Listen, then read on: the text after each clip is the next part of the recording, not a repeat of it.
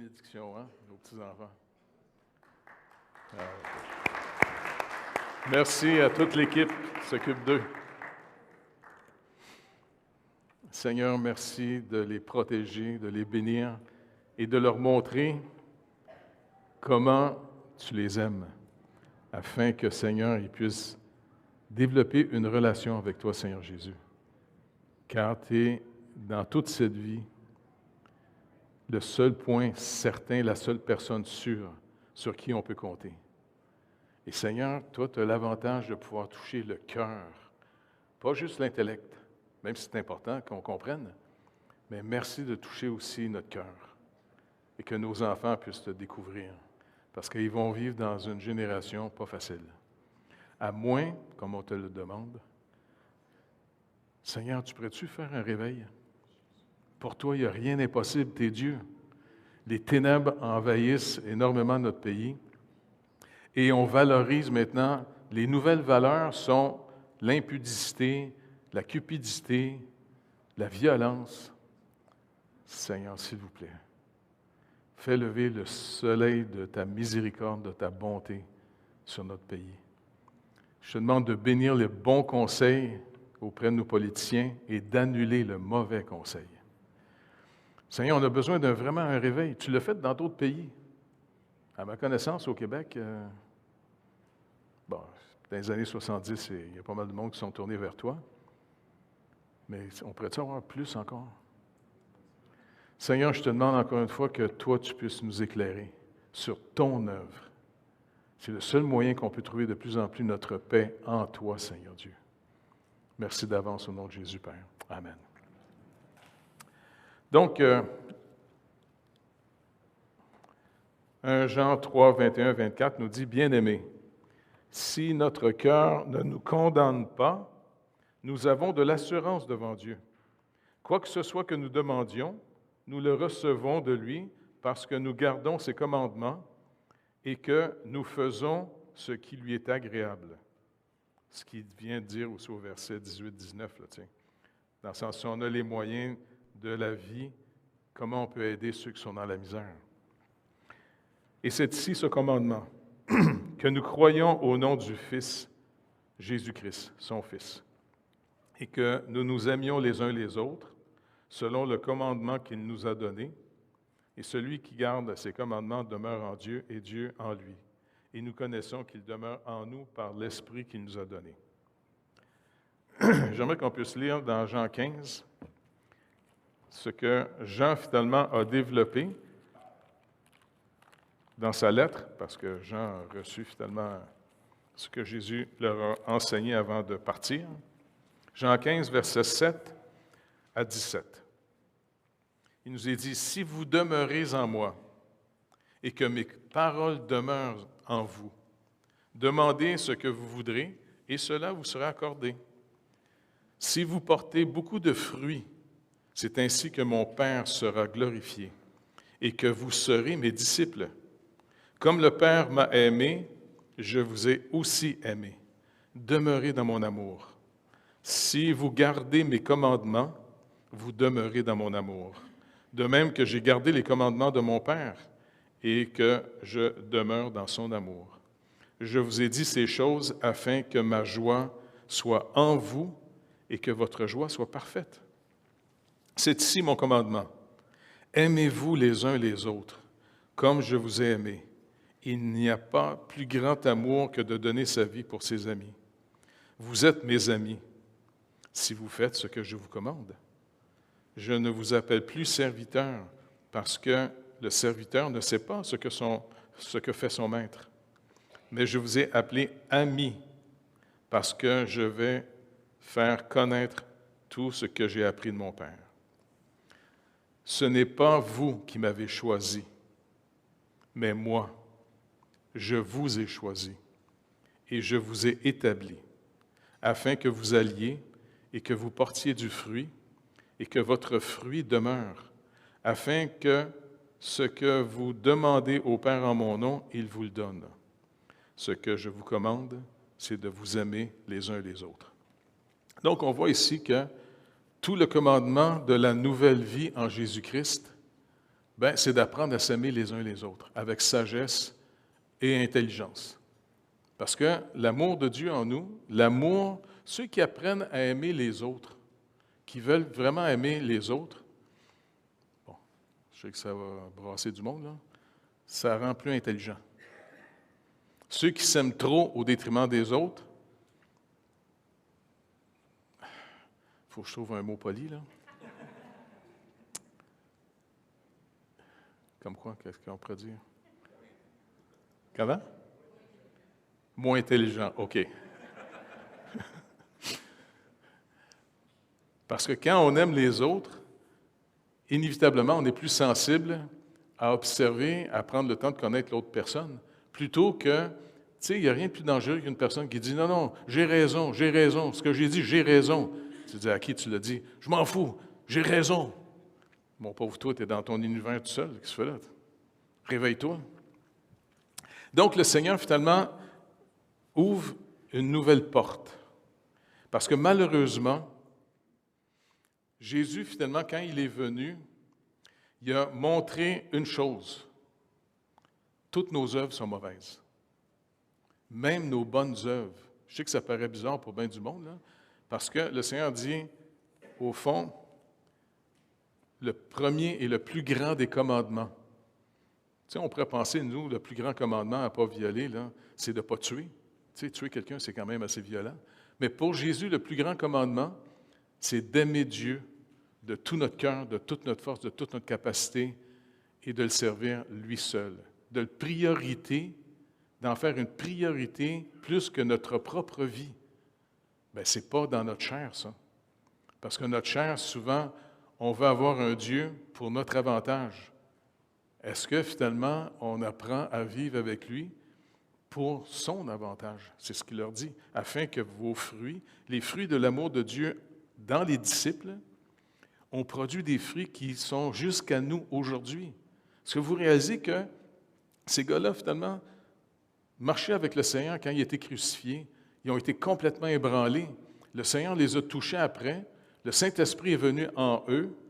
Et une communion s'est développée entre eux et le Seigneur Jésus-Christ. C'est ce que Jean nous dit dans ses premières lettres. La communion avec le Père et avec le Seigneur Jésus-Christ. Et puis, quand on regarde l'histoire de ces hommes-là, soyons honnêtes, ça a gâché leur vie terrestre. Ils se sont toutes faites persécuter, rejetés de leur nation, battus, et la plupart se sont fait même tuer.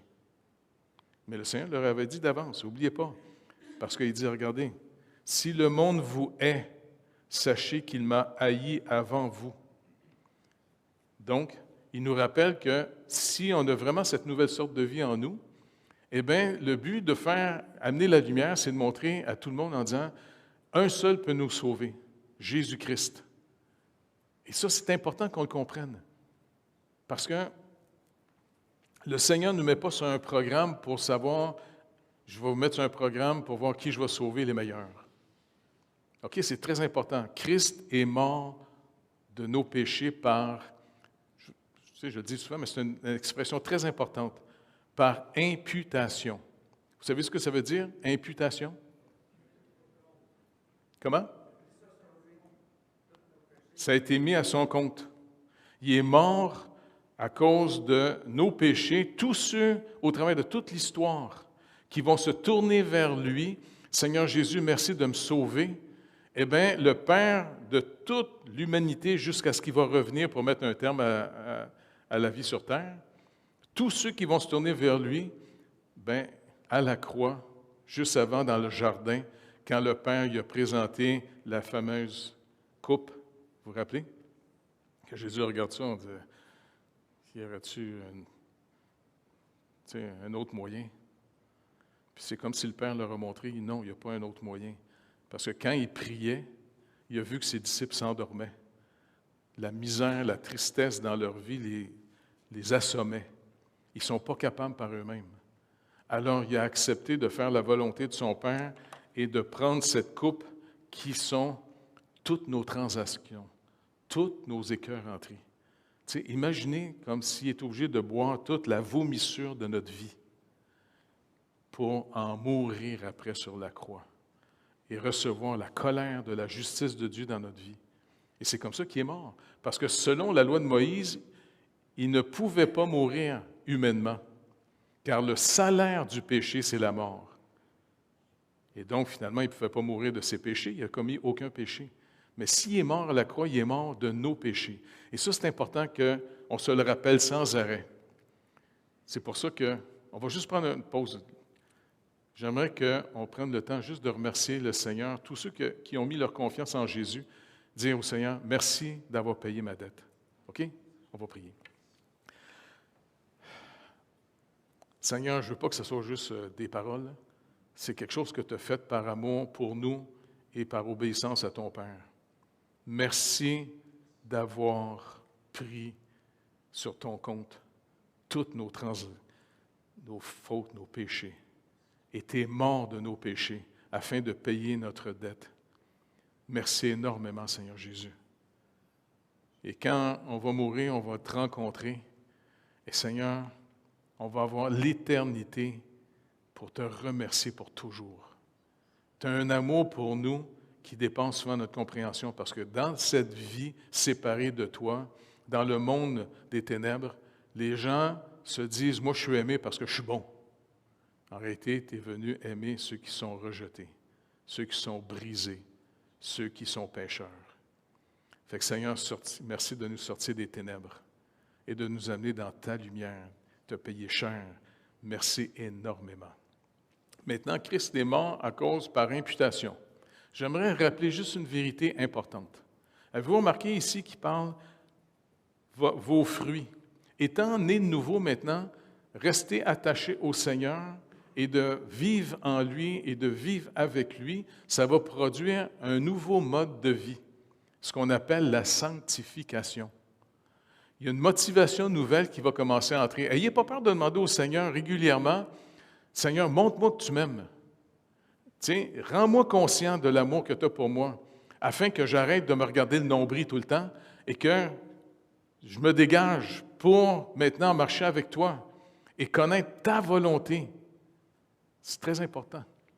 N'oubliez pas, savez-vous pourquoi vous mourrez? C'est juste une vérité pas si importante que ça. S'il y en a qui ne sont pas au courant, bien, au moins vous avez pris une vérité importante aujourd'hui. Vous allez tous mourir physiquement. OK? Parce que Psaume 51, David nous rappelle, on a été conçus dans l'iniquité.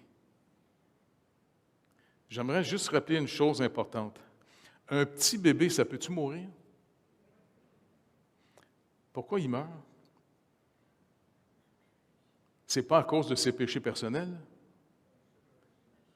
C'est à cause que finalement, l'imputation de la condamnation en Adam, c'est pour ça que Paul s'en sert de cette image-là pour dire « Adam est une image de Christ. On meurt à cause d'Adam. » Et puis, dans le sens, en vivant en Adam, étant conçu en Adam, eh bien, on a reçu sa nature séparée de Dieu, une nature qui est en colère contre Dieu, une nature qui vit que pour elle-même et qui veut être Dieu pour soi-même. Et c'est pour ça qu'en vieillissant, c'est le fun parce que Jésus, un jour, ils ont surpris une femme supposément en adultère, puis ils ont voulu la lapider, puis ils l'ont amenée devant Jésus en disant « Toi, qu'est-ce que tu en penses? Tiens, elle a fait un adultère. » Moi, ce que je trouve vraiment intéressant dans cette histoire-là, c'est que le Seigneur n'a pas dit « Il est où le monsieur avec qui elle a couché? Comment ça, rien que la madame? » Et puis après ça, il s'est mis écrit à terre. Je ne sais pas s'il écrivait les commandements, mais il est marqué que des plus vieux aux plus jeunes, les plus vieux d'abord ont été comme « Ouf, j'ose pas prendre la roche pour le tuer. » Parce que selon la loi de Moïse, tu devais être libre du péché que tu accuses. Fait que ces gars-là, ils avaient peut-être rencontré des madames avant. Bien, ils ont fait ça en secret. Du plus vieux au plus jeune. Plus on va vivre, plus ça va être évident qu'on est perdu. Hein, nous autres, les vieux, là, es-tu d'accord avec ça? Mais j'ai un de mes petits cousins qui est mort à peine quelques semaines après sa naissance. Tu sais, la fameuse mourir dans un berceau, là, tu sais, je ne sais pas comment ça s'appelle, cette mort-là. Là. Comment? Le syndrome du berceau, quelque chose du genre. Tu sais, il est mort, puis malheureusement, il y avait une jeune fille qui gardait, tu sais, pendant que ma tante, mon oncle était parti, la pauvre jeune fille a capoté bien raide quand elle s'est aperçue que le petit pout était mort. Tu sais, mon petit cousin qui est mort. La seule chose qui me rassure, il n'est pas mort à cause de ses péchés, mais il est mort à cause de l'imputation qu'on est tous nés dans le péché. Et c'est pour ça que Christ est venu et qu'il a donné la loi à Israël, pas pour donner un programme pour être sauvé. Il a donné la loi pour mettre en évidence toutes nos transgressions. C'est par la loi qu'on voit qu'on a un problème. Docteur, quand on va te voir, là, tu cherches nos symptômes, pas vrai? C'est nos symptômes qui vont parler de notre maladie. C'est pour ça que tu demandes, où c'est que tu as mal? Comment tu vas? Puis si je te dis, non, tout va bien, tu es là, tu essaies de me toucher, tu sais. Ça fait-tu mal? Ça fait-tu mal? Un peu. OK! Les symptômes vont révéler le problème. Et c'est pour ça que la loi, c'était la manière de révéler pourquoi on est tous perdus. Puis pas juste à cause des fautes qu'on a faites personnellement. Les fautes qu'on a faites sont simplement la manifestation de ce qu'on est.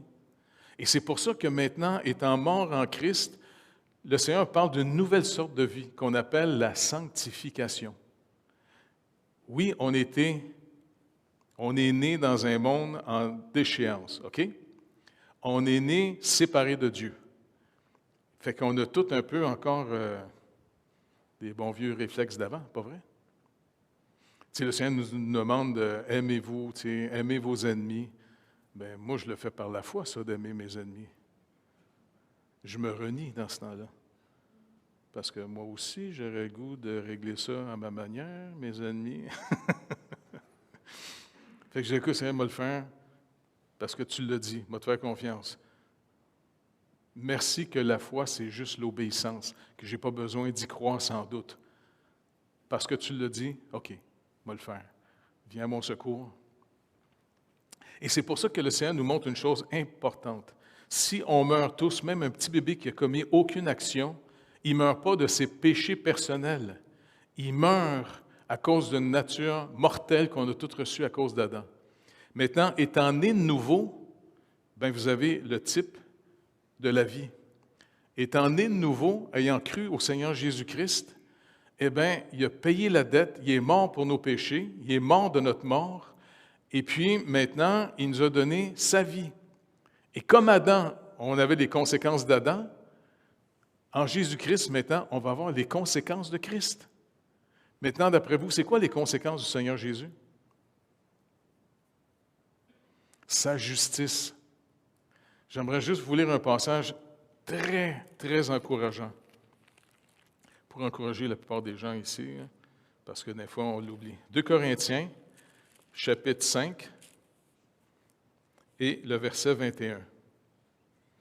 Celui qui n'a point connu le péché, Jésus-Christ ici, il l'a fait devenir péché pour nous, afin que nous devenions en lui justice de Dieu.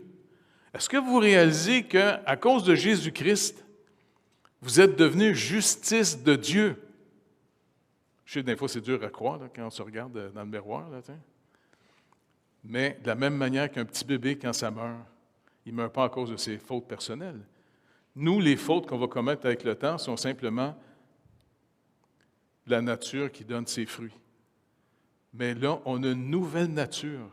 Et c'est pour ça que demander au Seigneur, apprends-moi à marcher avec toi, parce que même Paul nous le dit souvent, comportez-vous d'une manière digne de votre vocation. La vocation, c'est notre sanctification. La justification.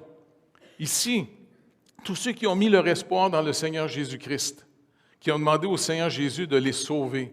Oui, Seigneur, écoute, je reconnais que je n'arrive pas à tes standards, ce que tu demandes. Maintenant, si tu es venu sauver ce qui est perdu, mais merci de me sauver. Merci de me sauver, Seigneur Jésus. Et vous êtes sauvés par la foi, pas par les œuvres. très important. Vous êtes sauvés par la foi parce que vous avez fait confiance au message que le Seigneur demande à tous ses serviteurs d'aller proclamer au travers de la planète sans arrêt. Ceux qui vont se tourner vers le Seigneur Jésus-Christ, Christ peut même nous dire, pourrait quasiment nous dire, « Je suis mort il y a 2000 ans de tes péchés.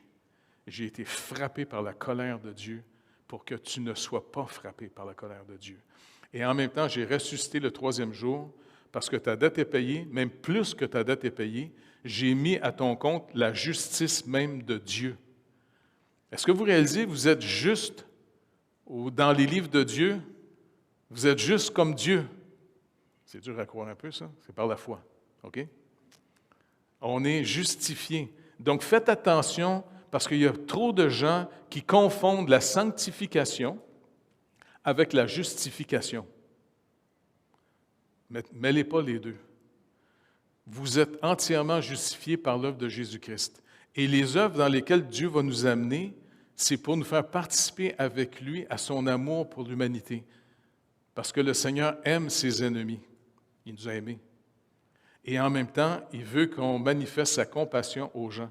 C'est pour ça, toutes les fois qu'on organise nos vies, comme Jean le dit, tu sais, si tu as les moyens du monde pour aider ton frère qui est dans la misère, bien, tu sais, c'est bon signe.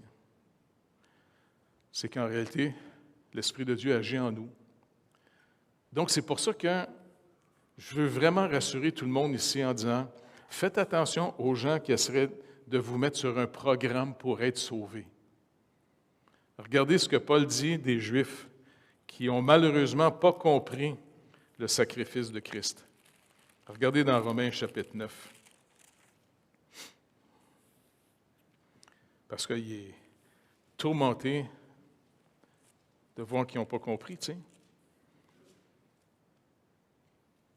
Il devait même être prêt à être carrément, de voir sa vie détruite, être anathème pour séparer de Christ, pour que mes frères, mes parents, selon la chair, Israélites, qui appartiennent à l'adoption, à la gloire, aux alliances, à la loi, au culte, les promesses, les patriarches et issus de la chair, le Christ, en d'autres mots, ils n'ont pas cru.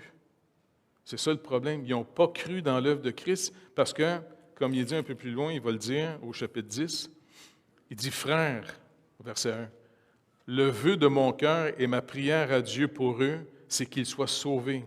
Je leur rends le témoignage qu'ils ont du zèle pour Dieu. » N'oubliez pas, il y a du monde qui peut avoir du zèle pour Dieu, mais sans intelligence. La seule intelligence pour marcher avec Dieu vient de ses Écritures, surtout de la Nouvelle Alliance. Parce que le but de l'Ancienne Alliance, c'était de nous rappeler continuellement, attendez la promesse que Dieu a faite au tout début de l'humanité. Vous vous rappelez qu'est-ce qu'il a dit finalement à Adam et Ève, qui avaient brisé l'alliance avec lui? De la postérité de la femme va venir celui qui va écraser la tête du serpent. Et c'est pour ça que jusqu'à aujourd'hui, les gens se moquent de la manière que le Seigneur Jésus est arrivé dans cette vie. Il est arrivé par la Vierge. Marie, quand l'ange est arrivé la visiter, vous vous rappelez? Il dit, le Seigneur, finalement, va te donner un enfant, là, tu sais. Elle dit, attends, je ne connais pas aucun homme. Elle était fiancée avec Joseph, mais vu que c'était une personne propre, elle ne couchait pas avec lui, parce qu'elle n'était pas encore mariée. Donc, elle dit, écoute, je ne connais pas un homme. Pas connaître, ça veut dire, je ne couche pas avec. Ben, elle sait très bien comment les enfants se font. Il dit, non, le Seigneur va te couvrir. Par sa puissance, il va carrément créer en toi la promesse de Dieu. Le Seigneur s'est carrément incarné dans cette femme. Et puis, elle est devenue enceinte. Son mari, son fiancé, il a capoté un peu là, quand il l'a appris. Mais le Seigneur, il a parlé en songe. Non, non, accepte-la. Puis il dit, gars, pour fortifier ta foi, va visiter ton amie et ta cousine Élisabeth. Elle est enceinte elle-même. Fait qu'elle est partie dans les montagnes d'Éphraïm. Et puis quand elle arrive chez sa cousine est toute contente. Et puis, son petit Jean-Baptiste dans le ventre, il capote bien raide. Parce qu'il va être loin du Saint-Esprit pour annoncer le Messie. Puis elle est toute contente, elle dit, « Hey, je suis content de recevoir la mère de notre Sauveur. » Et là, j'ai juste 3 mois, toi, tu es déjà 6 mois, tu sais. Puis le petit pote en dedans, là. Moi, trouve ça capotant que le Seigneur peut utiliser des petits poutres de même.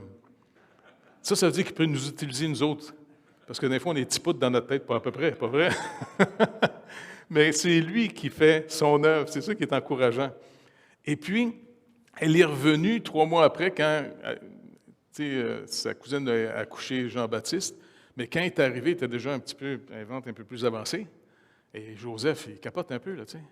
Mais Joseph, contrairement à bien du monde, il a cru ce que le Seigneur lui a montré. Il l'a cru. OK. Le juste pour Dieu, ce n'est pas celui qui est toujours meilleur que les autres. Le vrai juste, c'est celui qui vit par la foi. Et la foi, elle vient de ce que j'entends vient de la parole de Dieu. Et donc, c'est pour ça que nous, là, si on veut vraiment vivre comme des justes, comptez pas sur vous. Comptez sur ce que le Seigneur a dit qu'il a fait pour nous sauver. Christ est mort de nos péchés. Il est ressuscité le 3e jour pour mettre à notre compte. Tous ceux ici qui ont mis leur confiance dans le Seigneur Jésus-Christ, vous êtes parfaitement pardonnés et mieux que pardonnés. La justice de Dieu a été mise à votre compte. Dans ces livres, votre nom est inscrit dans le livre de vie et puis en même temps, c'est marqué « dette payée ». Il est mort. Et l'autre coche à côté, les actifs, justice de Dieu. Je vous dis, c'est dur à imaginer. Et c'est comme ça qu'on bâtit notre paix avec le Seigneur et on arrête de vouloir être des gens que pour soi-même. Notre problème à nous autres, il est totalement réglé.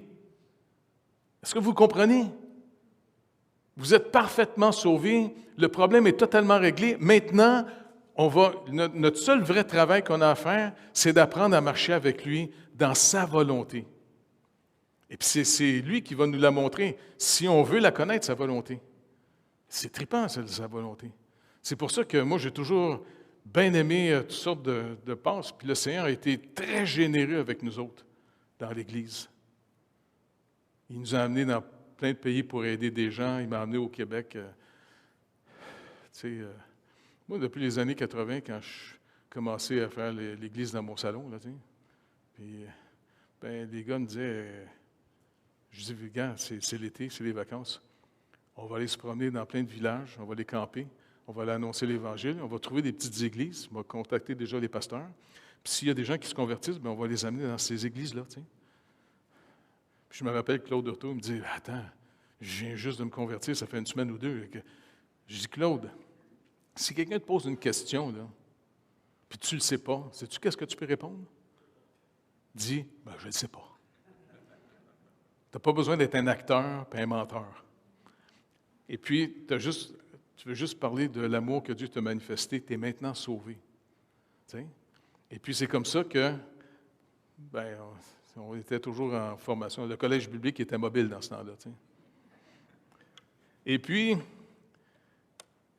ce qui est fascinant, c'est de réaliser maintenant, OK, Seigneur, apprends-nous à marcher avec toi et qu'on ne fasse pas l'erreur que les Juifs ont faite. C'est ce qu'ils ont tout perdu parce qu'ils voulaient établir leur propre justice et ils ne se sont pas soumis à la justice de Dieu. Et c'est comme ça qu'ils ont tout perdu. Et puis même le Seigneur dans l'Ancien Testament avait annoncé, je vais appeler mon peuple ce qui n'est pas mon peuple. Et puis les Juifs, là, le but de la loi, c'était d'abord freiner le mal, deuxièmement, les rendre conscients qu'ils sont perdus, et à chaque fête, là, comme surtout la Pâque, c'est de toujours se rappeler comment Dieu les a sauvés, malgré toute leur histoire. Leur histoire, là, c'est un peuple qui était obligé de reconnaître, hey, c'est vrai qu'on est vraiment rebelle.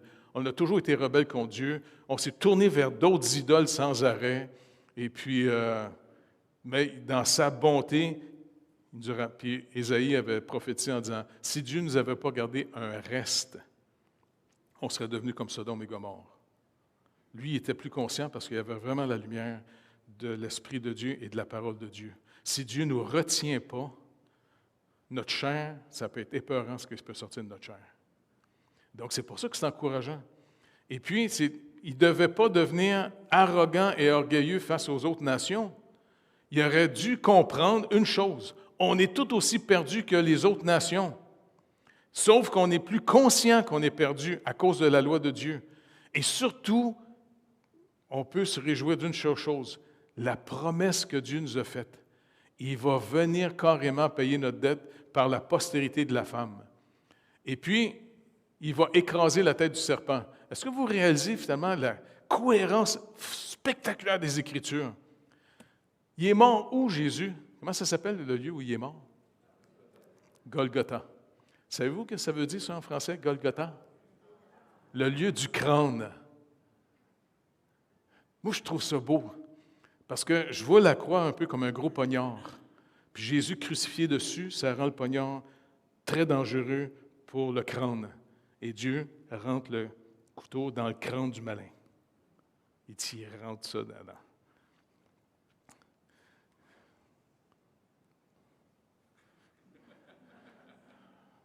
Seigneur, j'ai tellement hâte de voir le malin quand tu vas le pogner à la fin, puis tu vas le jeter dans l'étang de feu.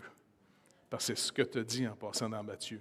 Tu as créé l'enfer, entre autres, pour lui et ses anges, qui sont carrément derrière toute la méchanceté et la perversion en ce moment qui se passe dans l'atmosphère. Sous-estimez pas notre ennemi. C'est pour ça, attachons-nous aux Écritures, revenons toujours au Seigneur en disant, rappelle-moi comment tu m'as aimé, Seigneur Dieu. Et puis, s'il vous plaît, maintenant que ma vie est totalement réglée et que mon vrai héritage n'est pas ici, ici, tu l'as dit, cherchez d'abord le royaume de Dieu et sa justice, et toutes ces choses seront données par-dessus. Le Seigneur, il est généreux déjà dans cette vie ici. Mais notre vrai héritage, là, c'est quand on va mourir et on va rentrer chez eux. Adopté par Dieu. Hey, c'est pas beau, ça?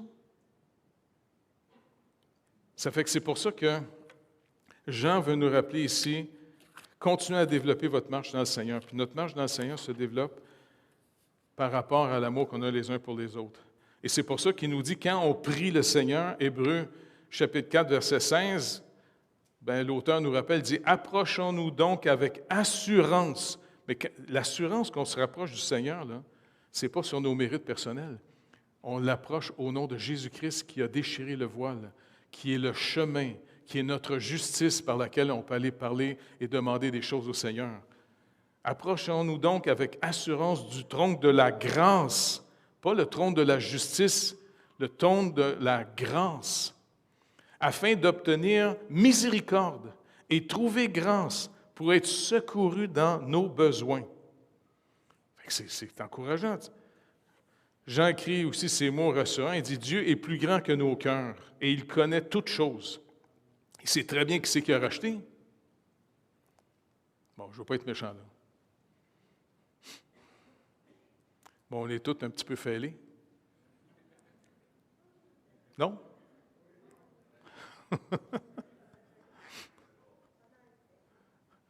Il y en a qui sont plus craqués que d'autres, mais c'est pas grave, tu sais.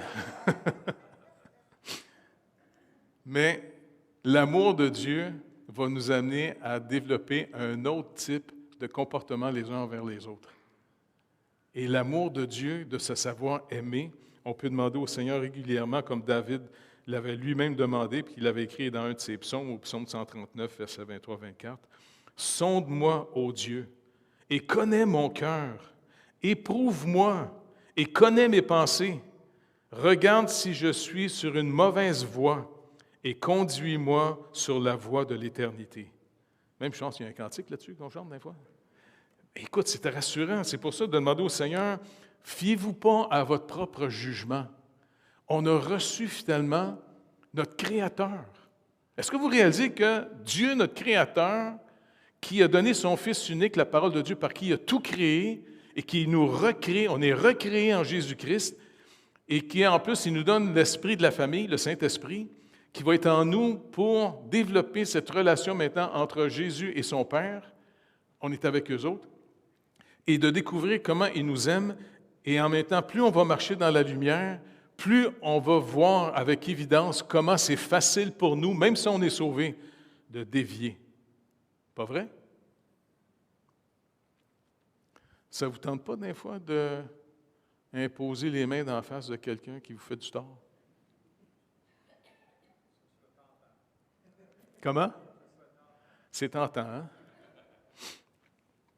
Non, mais il y a des gens, des fois, qui peuvent être méchants que nous autres. Et puis, tu sais, puis le Seigneur dit non. Bénis ceux qui te persécutent.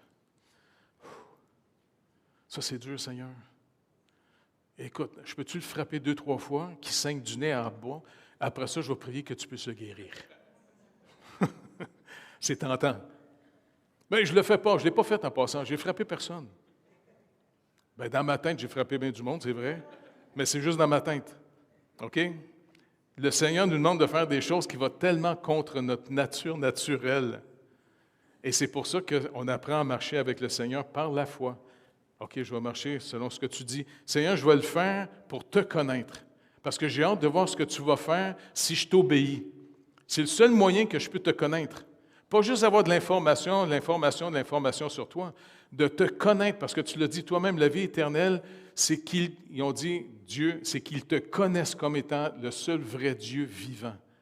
Pour connaître Dieu, pas juste avoir de l'information intellectuelle, pour le connaître, eh bien, il faut lui obéir par la foi. Et c'est comme ça qu'on va voir comment Dieu, tu sais, comme je vous l'ai souvent dit, mais faites-le aussi, développez ça. Est-ce qu'il y a des gens ici qui ont des petits problèmes financiers des fois? Juste 2, 3, 4. Tout le reste, c'est des millionnaires dans l'Assemblée. Mais écoutez, profitez de chaque problème qui peut arriver pour un rendez-vous avec le Seigneur. C'est par besoin qu'on va connaître le Seigneur. Et c'est pour ça, faites attention à votre hyper-prospérité, ça peut nous endormir. Tu sais? Donc, le Seigneur va permettre toutes sortes d'épreuves. Ce n'est pas pour rien qu'il a permis que Pharaon tourmente le peuple d'Israël avant de les sortir d'Égypte. Parce qu'avant ça, il était heureux, ce peuple-là, en Égypte. Il restait dans le delta, où est-ce qu'il était très prospère, puis ça allait bien. Puis il y a eu une nouvelle administration qui dit qu'ils n'avaient pas connu Joseph. Mais tant que c'était des gens de génération en génération qui avaient connu Joseph, ils étaient très favorables envers les Juifs qui restaient dans le delta d'Égypte. Mais le Seigneur, quand il a décidé, il dit, OK, je vais venir sauver mon peuple, je vais les ramener dans le pays. Bien, il a permis la méchanceté des Égyptiens, de Pharaon. Et puis, ça a fait que le peuple ne pouvait plus dépendre de leur prospérité. Il est obligé de se tourner vers la promesse que Dieu avait faite à leur grand-grand-grand-grand-père il y a plus de 400 ans. Et ça, c'est vraiment quelque chose d'important pour nous autres. On a un secours. Et c'est comme ça que le Seigneur dit, je ne peux pas les amener tout de suite dans la terre promise, parce que je les amène pour exécuter le jugement sur ces peuples qui, dans leur idolâtrie, ont fait des abominations. Parce qu'il avait dit à Abraham 400 ans plus tôt, OK, leur péché peut arriver encore à leur comble. Mais des archéologues ont découvert des choses incroyables sur les Cananéens.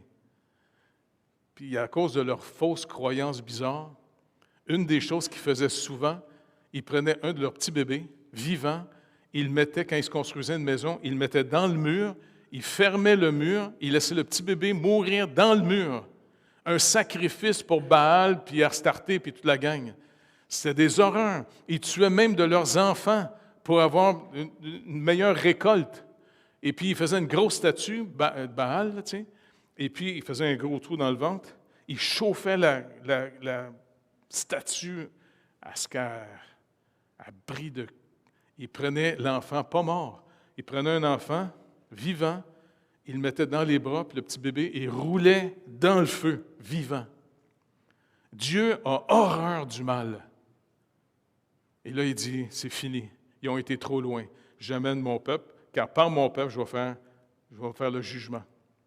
Mais il dit, de toute façon, je ne peux pas les amener direct, parce qu'ils vont vouloir revenir en Égypte à cause des guerres. Ils ne me connaissent pas. Ils ne savent pas comment marcher avec moi encore. Ils ne savent pas comment dépendre de moi. Tu sais? Et c'est comme ça qu'il les a amenés dans le désert.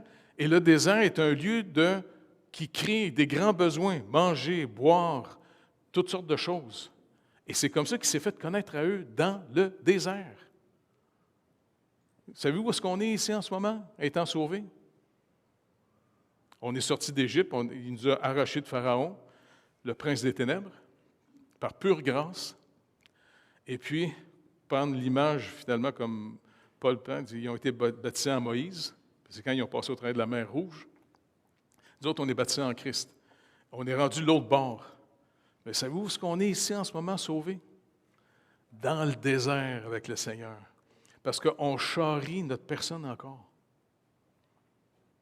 Écoute, quand vous allez ressusciter, là, vous ne serez plus jamais malade, vous ne serez plus jamais fêlé, vous allez être normal. Ça va être exceptionnel, même on va être surpris de savoir qu'est-ce que c'est d'être normal. Parce que pour nous autres, la normalité, ce n'est pas être normal. Mais en ce moment, le Seigneur dit, je vais t'apprendre à me connaître. Tu vas avoir besoin de moi pour que je te secours. Tu vas avoir besoin de moi pour que je pourvoie tes besoins. Et c'est le fun, c'est tous nos problèmes. C'est pour ça, faites surtout connaître vos besoins au Seigneur. Arrêtez de dépendre de tout le monde puis de les manipuler. Pas le fun, ça? Tu sais, je lui ai raconté plein d'histoires, l'histoire de la faculté, même, tu sais, moi je suis content, quand le Seigneur m'a appelé au ministère, j'étais pauvre. J'étais vraiment pauvre. Je suis obligé de prier souvent pour que je mange. Mais c'est le fun, ça. Parce que j'ai appris de toute façon que tu ne meurs pas de faim si tu ne manges pas 1 ou 2 repas, là, tu sais. Mais c'est le fun de prier, Seigneur, de dire, écoute, Seigneur, tu dis dans dans la prière que tu nous as appris, de nous donner notre pain quotidien. Pourrais-tu manger aujourd'hui? Il arrivait toujours quelque chose. C'est capotant. Puis tu t'aperçois que Dieu s'occupe vraiment de toi. Puis même à un moment donné, j'avais besoin d'une voiture parce que souvent, j'allais voir mon père à l'époque. Je ne sais pas, il faut que j'aille visiter du monde, tu sais, que j'ai annoncé l'Évangile, puis tu pourrais-tu me prêter ton char? Il me disait, OK. Mais moi, j'aime pas ça, emprunter des affaires. Puis là, je dis, Seigneur, je suis tanné d'emprunter son char. Tu pourrais-tu me donner un char? Regarde, je te le demande à toi, un char. Je ne sais pas comment tu vas me donner ça, là. Mais je te le demande, regarde. 2 semaines après, je reçois un char. Un de mes amis qui restait à Sainte-Thérèse, « Hey, Jeff, je ne sais pas ce qui se passe. Le matin, ça fait 2 semaines, quand je prie le matin, je lis ma Bible, on dirait que tu passes dans ma tête. » Comment ça, je passe dans ta tête? Non, écoute, je ne sais pas. J'ai l'impression que le Seigneur veut que je te donne un de mes chars. Moi, je suis trop gêné pour lui dire, « Oui. »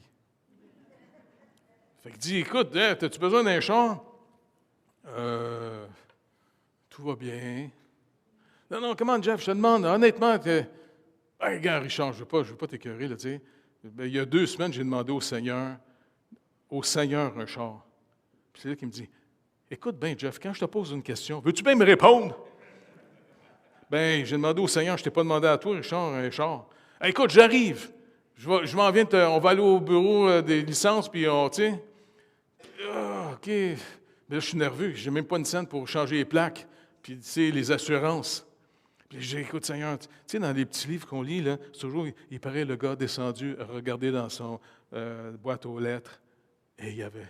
Fait que je dis, moi, je peux-tu faire ça? Moi?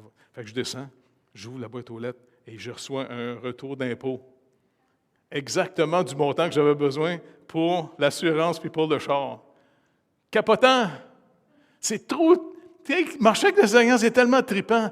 Il nous aime pour vrai, même si des fois, c'est dur à croire. Tu sais, quand on se regarde dans le miroir en disant, je ne comprends pas que tu m'aimes tant que ça. Mais tant mieux, tu es amour. Et tu es un océan d'amour. Tu es infini dans ton amour. Je suis content de ne pas t'avoir vidé. Merci, Seigneur. Et c'est comme ça que le fruit, comme Jean le rappelle de ce que Jésus leur a dit, maintenant, le fruit de votre nouvelle vie, c'est votre sanctification. Et allez manifester mon amour aux affligés. Aidez les gens à soulager leur misère. C'est quelque chose de vraiment fascinant. Et plus vous allez avoir des histoires avec le Seigneur, plus vous allez devenir des témoins. Quand les gens vont dire « Non, c'est ta religion, c'est ta religion. » Moi, je veux des histoires parce que, comme je vous l'ai souvent dit, moi, quand je revenais de France, puis je dis au Seigneur, j'étais dans l'avion, « Écoute, moi, je retourne dans le secte des athées, le Seigneur. » Fait que, écoute, bien, moi, il faut que je te connaisse. Parce que je veux des histoires, parce que pour moi, les histoires, c'est comme des flèches. Tu tires ça dans le cœur. Tu sais, je vais te donner toujours ton évangile, mais en même temps, je vais leur dire comment tu t'occupes concrètement de moi, que ce n'est pas juste une religion que je me fais à croire. Tu es vraiment vrai et vivant. Tu nous aimes pour vrai. Donc, c'est pour ça qu'entre nous, encourageons-nous de plus en plus à s'attendre au Seigneur. Et si le Seigneur vous met à cœur de donner à quelqu'un, gênez-vous pas pour appeler la personne en disant, écoute, je ne sais pas, je prie pour toi, puis j'ai à cœur de te donner quelque chose.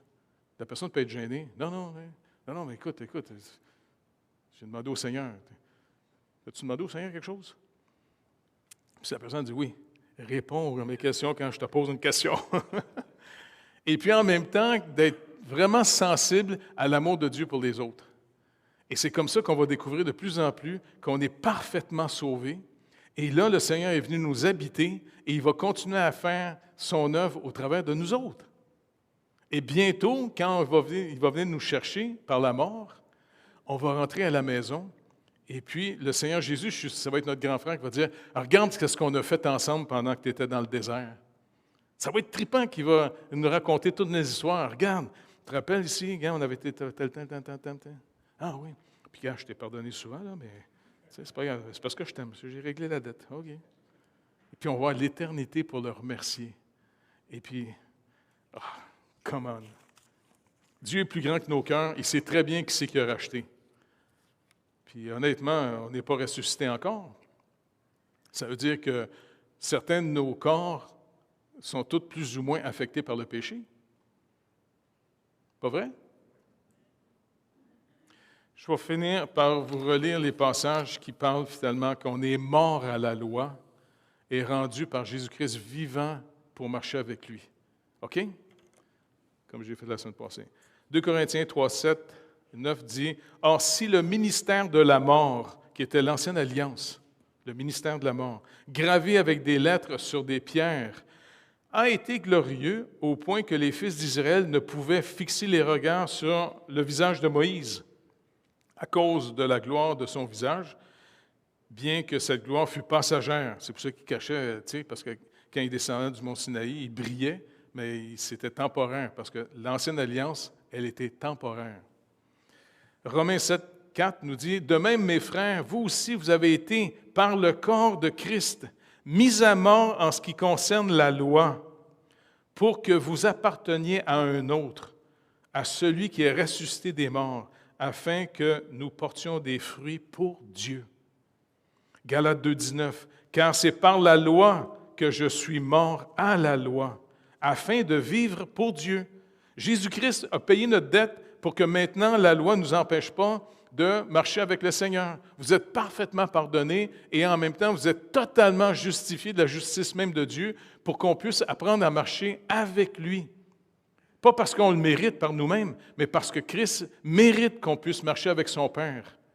C'est ça la gloire de Dieu. Galates 3, 18, il dit « Si l'héritage venait de la loi, il ne viendrait plus de la promesse.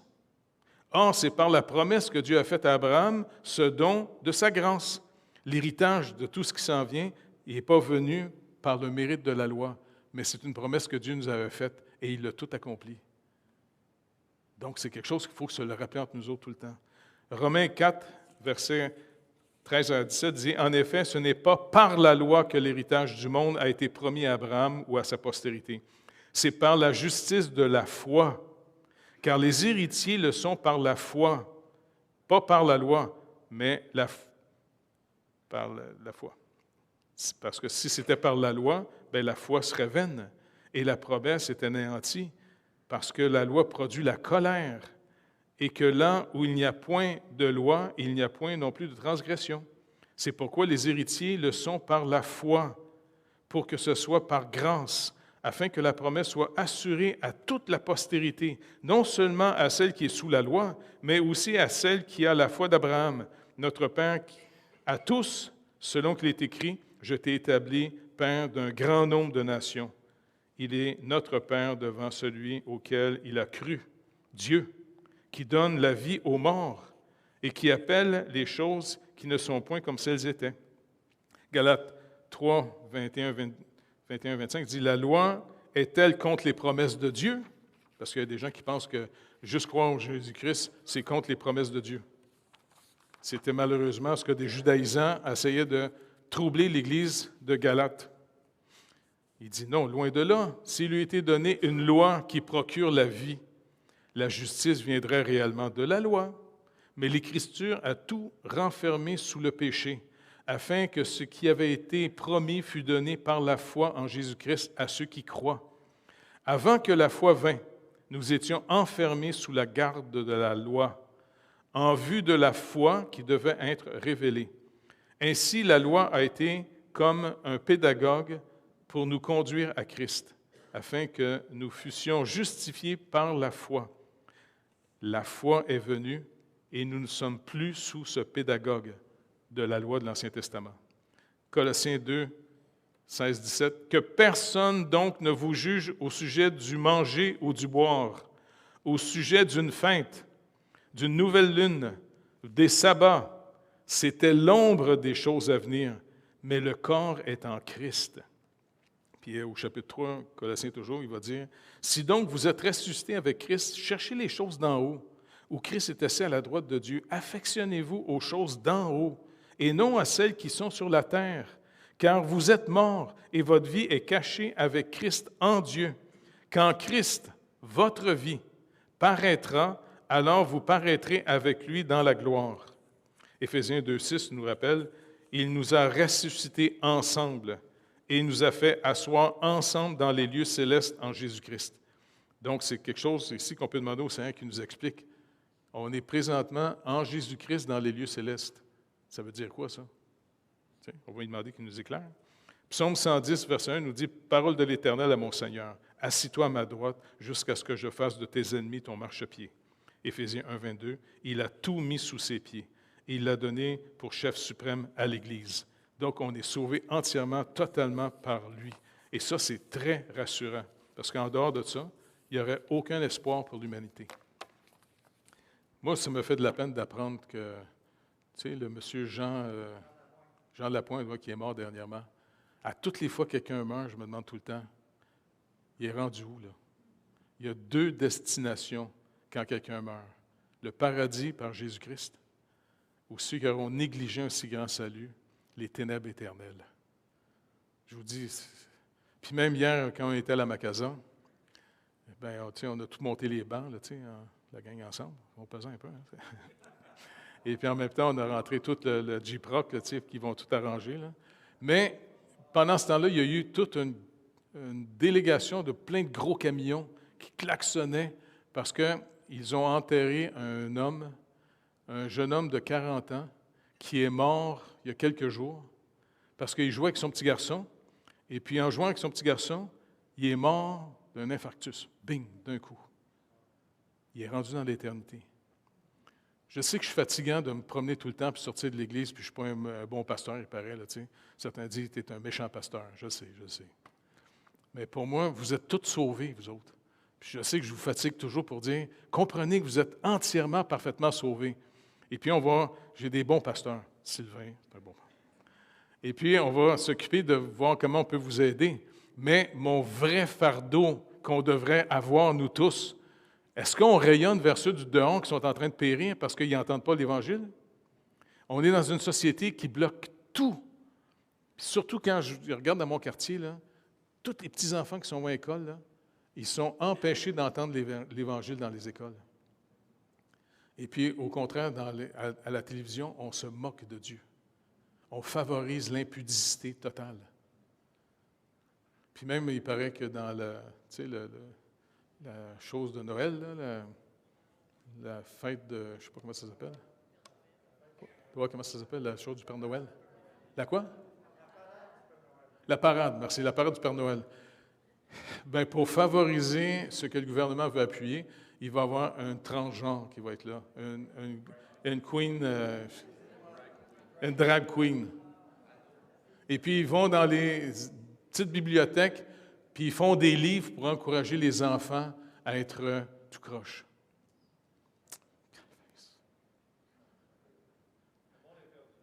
Pas mal.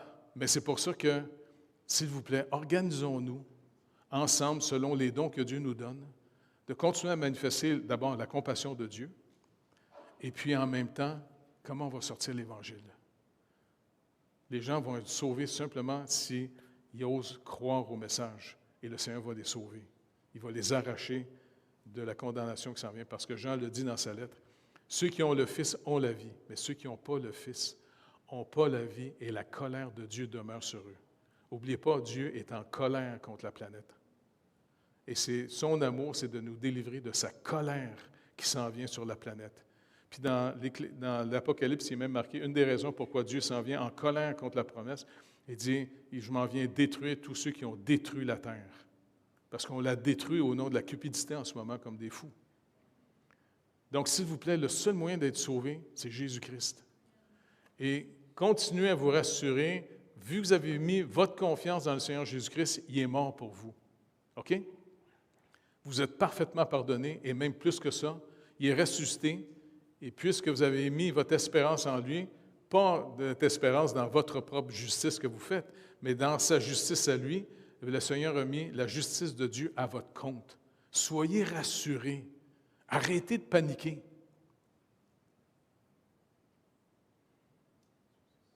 Il faut que j'arrête, hein, là?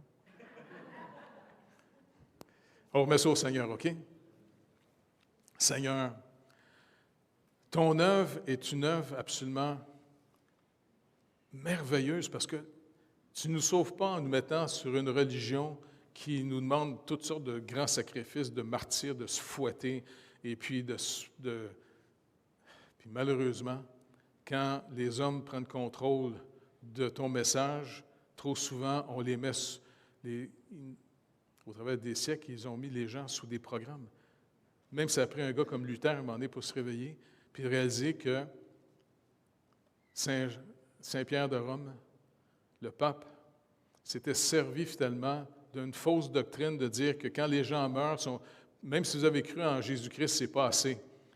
Il mettait une confusion en mettant la sanctification, marchant avec toi, comme si ça nourrissait notre justification, comme si ton sacrifice n'était même pas assez bon. Hey, Seigneur, il y a des claques qui sont perdues. Bien, Seigneur, Luther, à un moment donné, s'est réveillé puis il a commencé à dire aux gens, arrêtez, c'est faux ce qu'on vous dit, parce qu'on exploitait les peuples en disant, donnez de l'argent, et comme ça, le pape va sortir vos enfants du purgatoire. Et ça a pris un gars qui a eu assez de courage, que ça a gâché sa vie, pour être capable, Seigneur Dieu, de déclencher une réforme d'où nous, aujourd'hui, on en profite. On a une grande liberté aujourd'hui. Seigneur, fais que cette liberté ne soit pas qu'on vive que pour nous au détriment des gens qui sont en train de mourir. S'il vous plaît, en tant qu'Église, qu'on soit un flambeau qui brille dans les ténèbres. Continue à nous rassurer. Que tout le monde ici mette sa confiance qu'en toi, Seigneur Jésus-Christ, à ta mort à la croix. Et tu es ressuscité le troisième jour, comme tu l'avais dit, parce que tu es notre justice. Et tous ceux qui ont mis leur confiance en toi sont parfaitement pardonnés et en plus, tu as mis ta propre justice, la justice de Dieu, à nos comptes. Merci énormément, Seigneur, dans le précieux nom de Jésus. Et merci de continuer à toucher toute la population à la Macazan. Merci qu'on a pu rencontrer hier le maire et puis son fils, puis d'autres personnes dans le village. Et vraiment, merci énormément pour toute l'équipe qui ont travaillé d'une manière incroyable à renouveler, parce que le maire il est impressionné de voir tout le travail qui a été fait dans la chapelle. Il est content. Seigneur, s'il vous plaît, continue à nous montrer tes œuvres et qu'on puisse continuer à marcher avec toi. Merci dans le précieux nom de Jésus. Seigneur, qu'on puisse vivre à ta gloire, puisque pour nous, tout est réglé. Maintenant, que quand on va mourir, qu'on n'ait pas sali ton nom, mais au contraire, qu'en marchant avec toi dans les œuvres que toi, tu nous amènes à marcher avec toi, dans tes œuvres à toi, eh bien, ça puisse servir à glorifier ton nom. C'est le seul nom donné aux hommes par lequel on peut être sauvé. Merci, Seigneur Dieu, de bénir toute l'Église dans le précieux nom de Jésus. Amen. Dieu vous bénisse tout le monde.